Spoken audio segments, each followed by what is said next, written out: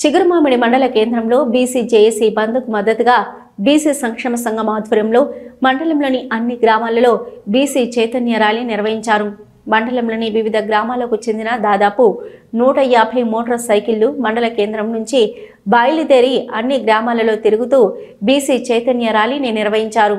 ఈ సందర్భంగా రాష్ట్ర బీసీ సంక్షేమ సంఘం ఉపాధ్యక్షులు గీకూరు రవీందర్ మాట్లాడుతూ రాష్ట్రంలోని అన్ని రాజకీయ పార్టీలు రిజర్వేషన్లు అమలయ్యే విధంగా చూడాలన్నారు. ఏ రాజకీయ పార్టీ అయినా ఏ నాయకుడైనా బీసీ రిజర్వేషన్లకు వ్యతిరేక విధానాలను అవలంబిస్తే రాజకీయంగా పాత్ర వేయడం ఖాయమన్నారు. బీసీల భవిష్యత్తు కోసం, జాతి అభివృద్ధి కోసం, ఆత్మ గౌరవం కోసం బీసీలకు 42% రిజర్వేషన్లు అమలయ్యేంత వరకు ఉద్యమాన్ని తీవ్రతరం చేస్తామన్నారు. ఈ నెల 18న రాష్ట్ర జేఏసీ పిలుపు మేరకు విద్యా, ఉద్యోగ, వ్యాపార సంస్థలు స్వచ్ఛందంగా బంద్ను పాటించాలని విన్నవించారు.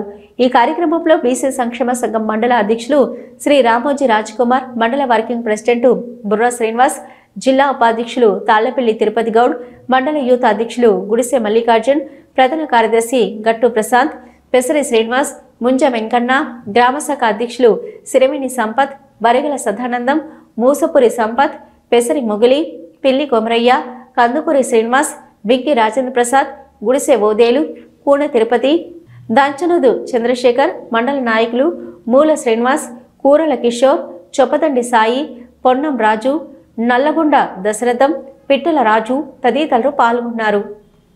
బీసీ రిజర్వేషన్కు అనుకూలంగా కూడా మేము అదే స్ఫూర్తితోటి మేము పోరాటం చేస్తున్నాం.